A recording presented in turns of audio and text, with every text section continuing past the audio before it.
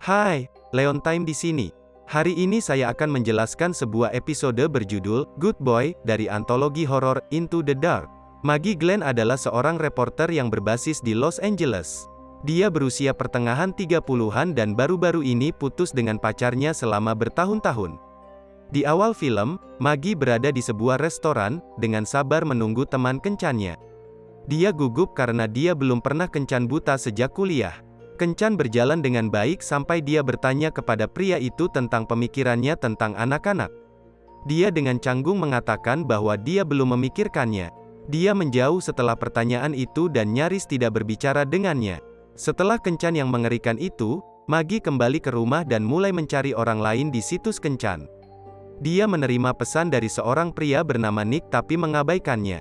Keesokan harinya di tempat kerja, dia menelepon klinik kesuburan dan membuat janji. Karena dia akan berusia 40 tahun, Maggie ingin membekukan telurnya sebagai tindakan ekstra untuk memastikan dia akan hamil di masa depan. Dia bertemu Dr. Linda yang menjalankan beberapa tes pada dirinya untuk melihat apakah telurnya cocok untuk pengawetan. Maggie tahu bahwa prosesnya sangat mahal tetapi dia berharap untuk segera dipromosikan di tempat kerja. Namun, rencananya sia-sia ketika bosnya Don mengumumkan perusahaan surat kabar mereka akan menjadi digital. Artinya, semua karyawan akan diberhentikan. Agar mereka tetap termotivasi, Don mengklaim bahwa mereka akan bekerja dari rumah dan tetap akan dibayar jika mereka mendatangkan lalu lintas ke situs web. Namun, bayarannya sangat rendah dan tidak pasti. Maggie telah bekerja di perusahaan itu selama 12 tahun terakhir dan tidak tahu apa yang akan dia lakukan tanpa pekerjaan itu. Dia mendapat telepon dari klinik, memberitahukan bahwa dia memenuhi syarat untuk program IVF. Dia senang tetapi tahu bahwa tanpa promosi, dia tidak akan pernah mampu membayar prosedurnya. Bosnya Don, yang juga teman baiknya, merasakan kecemasannya dan menyarankan agar dia mendapatkan anjing pendukung emosional. Dia mempertimbangkannya dan pergi ke tempat penampungan anjing. Meskipun dia telah memutuskan untuk hanya melihat pilihannya, ketika dia melihat seekor anjing abu-abu kecil, dia langsung tahu bahwa dia harus pulang bersamanya.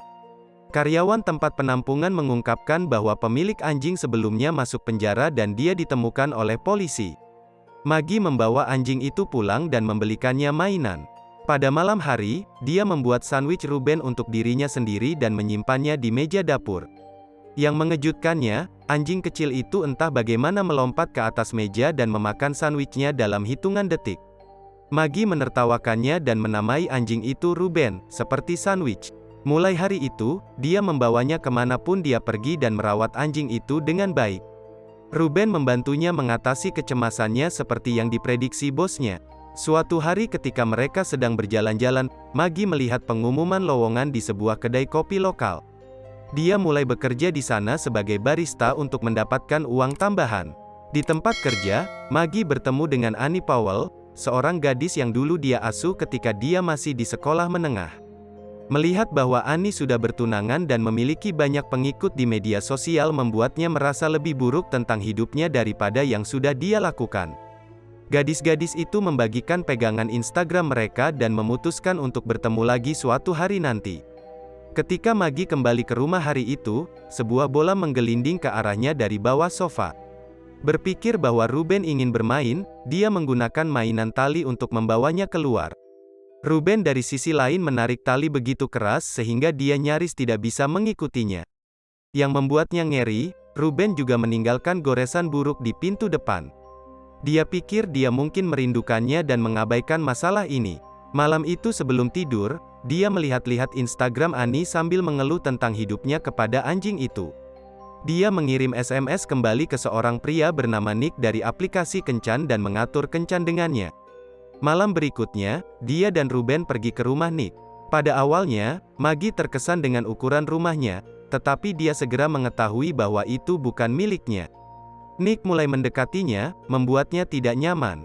Ruben tampaknya merasakan kecemasannya. Maggie minta diri dan pergi ke kamar kecil sementara Nick keluar dari rumah untuk merokok. Dia mendengar gemerisik dari semak dan mendekat untuk memeriksanya. Ketika Maggie keluar mencari Ruben, dia menemukannya berlumuran darah di pinggir jalan. Yang membuatnya ngeri, mayat Nick yang cacat terletak di dekatnya. Seorang tetangga menelepon polisi berpikir bahwa Nick mungkin ditabrak kendaraan.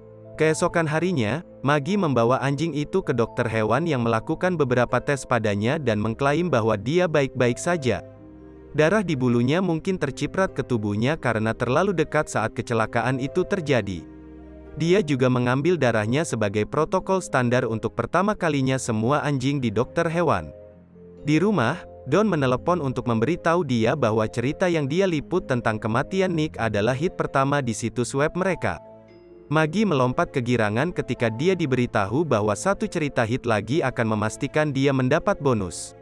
Akhir pekan itu, Annie dan Maggie pergi ke kelas yoga bersama. Semua anjing lain di kelas Meng. Saat kembali ke rumah, Bea melihat Ruben untuk pertama kalinya dan tidak setuju dia berada di rumahnya. Maggie membujuknya untuk membiarkan dia memelihara anjing itu, berjanji untuk menahannya di dalam kandang hampir sepanjang waktu. Ruben merasa bahwa Bea membuat Maggie cemas dan menggonggong padanya. Kemudian, dia memasukkannya ke dalam sangkar untuk pergi bekerja. Beberapa saat kemudian, Bea berada di kamar mandinya ketika Ruben tiba-tiba muncul di sana. Di tempat kerja, Maggie bertemu dengan pelanggan ramah bernama Nate. Dia meninggalkan nomor teleponnya di bagian belakang tanda terima. Saat kembali ke rumah, dia melihat bahwa anjing itu entah bagaimana telah keluar dari kandang dan membuat lubang di jendela. Pada saat yang sama, dia mendapat telepon dari dokter Ruben yang mengatakan hasil tes darahnya tidak normal sehingga mereka ingin mengambil darahnya lagi. Setelah panggilan itu, Maggie memasuki apartemen Bea dan menemukan mayatnya yang dianiaya di bak mandi. Maggie yang ketakutan mencoba menelepon polisi tetapi melihat kotoran anjing di lantai dan jendela yang pecah. Dia menyatukan 2 dan 2 dan menyadari bahwa Ruben telah membunuh Bea. Dia segera mencatat bahwa tidak ada yang akan percaya bahwa anjing kecilnya bisa membunuh. Jika orang mengetahuinya, mereka mungkin akan mencurigainya melakukan pembunuhan. Tetap saja, Maggie tidak marah pada anjingnya. Sebaliknya, dia memeluknya erat-erat dan meyakinkannya bahwa semuanya akan baik-baik saja. Setelah itu, dia membersihkan kekacauan dan membungkus tubuh Bea. Dia mengendarainya ke pedesaan dan menguburnya.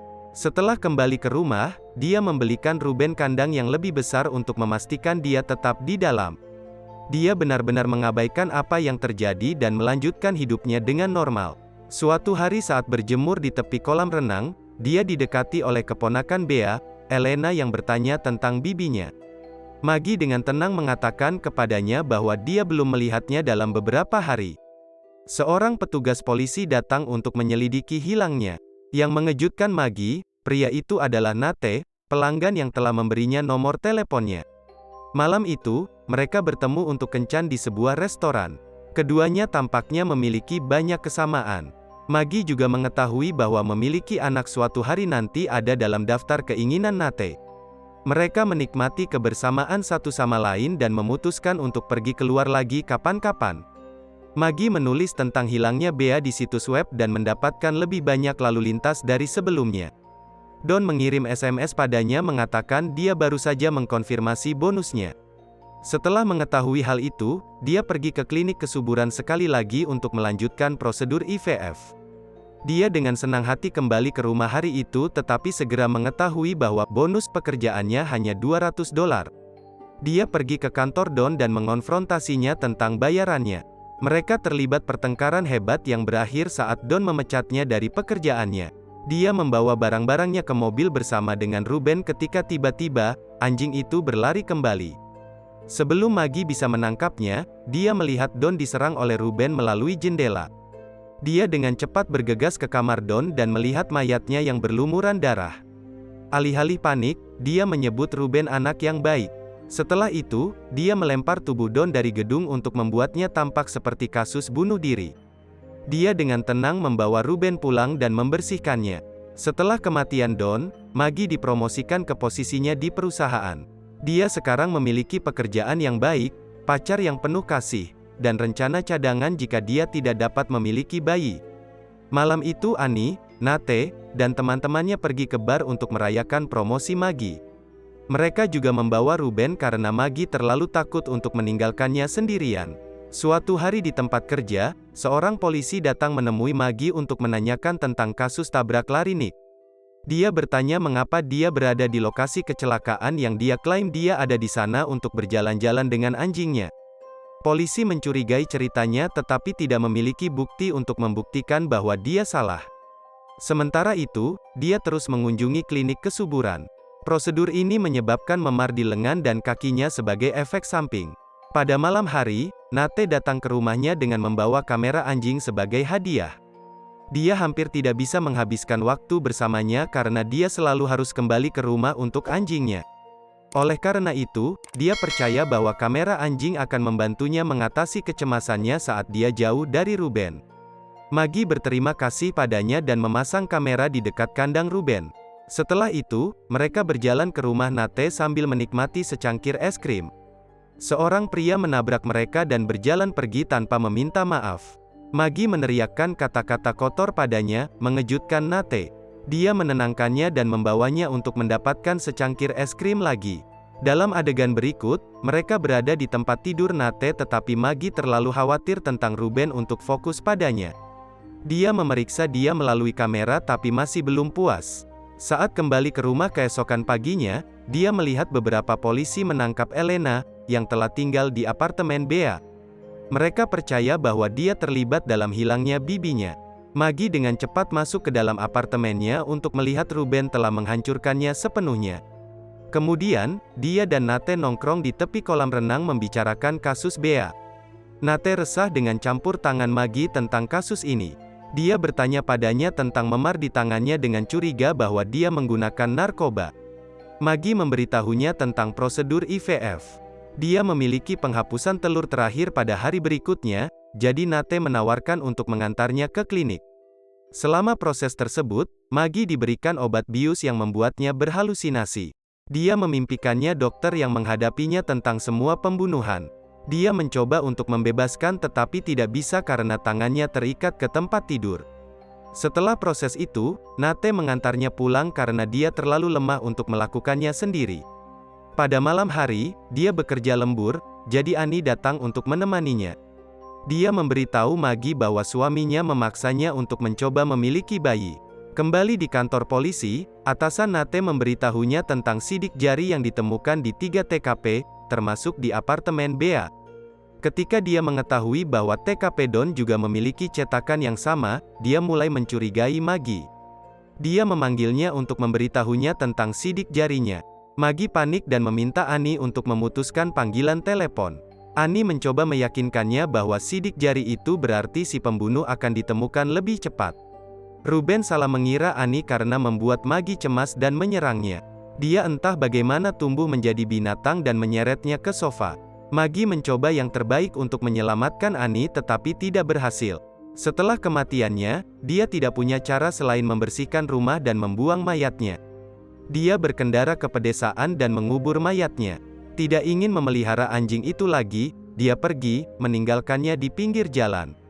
Sementara itu, Nate menelusuri rekaman dari kamera anjing Ruben dan menemukan Maggie menyeret Annie melalui pintu. Ketika Maggie sampai di rumah, dia menghadapkan Maggie tentang pembunuhan dan memborgolnya. Saat itu, Ruben yang berubah menerobos masuk dan menyerang Nate, akhirnya membunuhnya. Beberapa saat kemudian, polisi tiba di rumah dan menangkap Maggie atas pembunuhan tersebut. Di adegan terakhir, kita melihat Ruben lagi di penampungan anjing. Karyawan itu memperkenalkannya kepada seorang pria yang mungkin membawanya pulang. Subscribe untuk lebih banyak video seperti ini, nyalakan notifikasi, dan tinggalkan like untuk membantu channel ini. Terima kasih telah menonton.